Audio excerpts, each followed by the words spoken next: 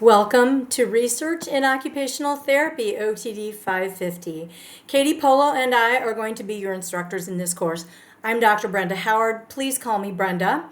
And I know that research is not considered the most exciting topic by everybody. Not everybody nerds out on it like I do. And I will tell you that I was not in the position of loving research when I first started out in occupational therapy. But what changed my mind? It's because I was able to see how research is totally transforming the field of occupational therapy one study at a time. Research is complicated and it's frustrating, but it's also about understanding and creating new knowledge in occupational therapy. Now, the way I practiced when I started as an occupational therapist is not the way we continue to practice today.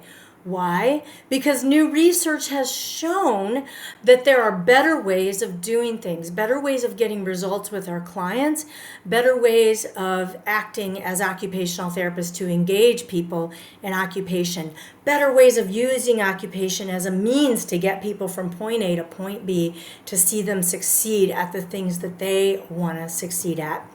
So I chose the Brooklyn Bridge for our course site motif for this semester because research doesn't change the world in great hunks at a time. It's one brick at a time. And we get one piece of new knowledge and another piece of new knowledge, and we start to put them together, and it starts to look like a bridge to something new, or a gateway to something else, or a house where we can make a home for our clients. So what I mean when I say research isn't dry, boring, and yes, there's a lot of dry, boring steps to get there, but it's transforming the field of occupational therapy, and you get to be a part of that by being a part of this class, by being a part of your research group, by investigating the literature, and by looking toward what research can do in the future for occupational therapy. So I hope you get just a little bit excited about it, or at least appreciate why other people can get excited about occupational therapy, even if it's not your most favorite topic. So what's the purpose of this class? So you all may know by now that we have these things called ACODE standards that are our objectives that we have to meet in order to show that we are educating you in the best way possible in order to become occupational therapists. We have three main objectives for this course, and they pretty much boil down to: 1, learning how to review the literature; 2, understanding qualitative and quantitative methods and what they mean; and 3, understanding research ethics. And we have lots of assignments and projects and even tests and quizzes that help build on our knowledge, like those bricks, to get us to that point where we can understand about literature, understand about research methods, and understand about the ethics involved in research. Now, you may have some understanding of these things already from undergraduate, and that's great. We're going to build upon that. We're all going to be coming into this class from different points. There may be some of you who don't understand research at all, some of you who are a little scared of it. Let me tell you what research isn't. So many times in popular culture today, people will say, I'm going to research about what Meghan Markle is doing right now. And they'll pick up their phone and they'll go to the Google and they'll be like, okay, now we're going to research. Nope. That is not researching. We have so much information at our fingertips just with our phones these days, but it isn't research when we're looking up other people's knowledge, or when we're looking at, say, pieces of information that aren't necessarily verified. So how do we know something is true? How do we know something is valid? How do we know something is reliable?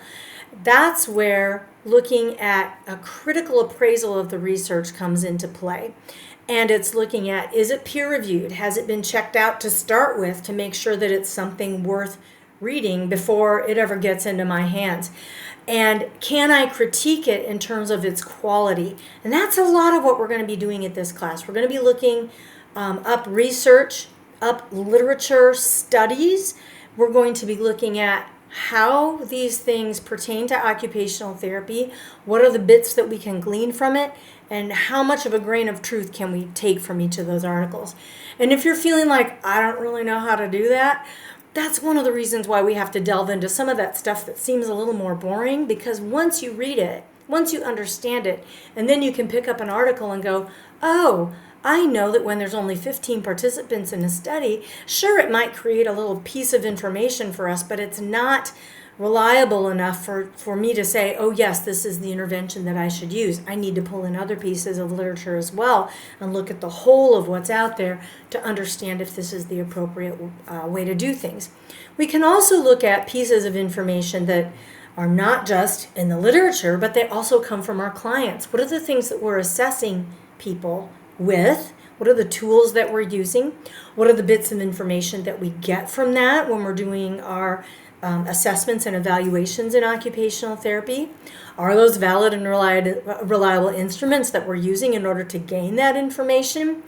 We're going to put those pieces of information together with what we know from studies that we've read, with what we know from experts in the field, and from what we've seen work in practice, and we're going to start getting this picture of how can we do the best for our clients to help them get back to the occupations that they love. So while the pieces of this may not seem the most exciting, they're things that are going to be beneficial for all of us in the future as occupational therapy practitioners. So let me take you on a quick tour of the course site where you can get the information that you need in order to succeed and do well in this course. First of all, there is a tab called Welcome and Syllabus, and hopefully you're already there because that's where I'm going to house this video. And if we click on that, hopefully we'll be able to see. Then we can go to this Welcome to Research Methodology tab, and we are on the page where you can find this video, and you can also find the syllabus. The syllabus is your one-stop shop for everything. Want to know when the entry ticket quizzes are due? It's in the syllabus. Want to know what assignments you need to do and how much they're worth for the grade? It's in the syllabus. Want to know which entry ticket quizzes are due on Wednesday and which ones are due on Monday? It's in the syllabus. Want to know which lectures are going to be online? It's in the syllabus. Want to know how to be successful at the assignment that you have, say the presentation that we have at the end of the course? It's in the rubric. It's not in the syllabus. So for this, we're going to go back to our course home, and we'll wait for a moment for that to load. Then we are going to go to rubrics, and under rubrics you can find the rubrics for all the big main assignments that we're going to do. There's a place where there's a link to them on the web pages, but then you can also get a PDF version of the literature search table rubric, of the research project presentation rubric, and of the CAT template rubric.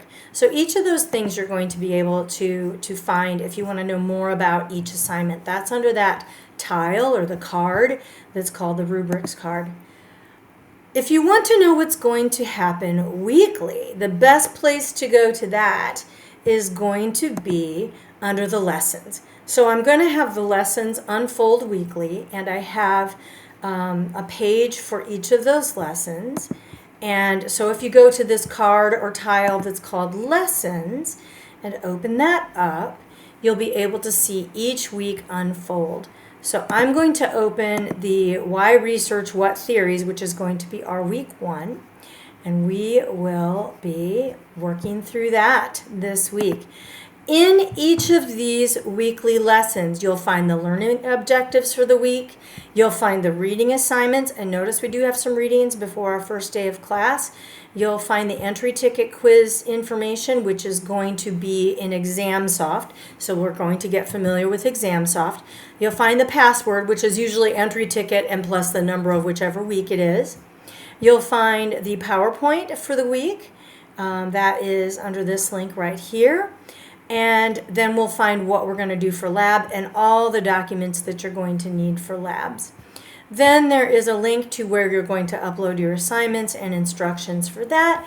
And a lot of times I'll also have coming up what's going to be next. So that's information about where you can find things for the course. And if you have any questions, please let me know. I'm going to create a separate video that's going to introduce you to myself a little bit. And I'm really looking forward to meeting all of you and getting to know you. Thanks for joining me. I hope you have a great day.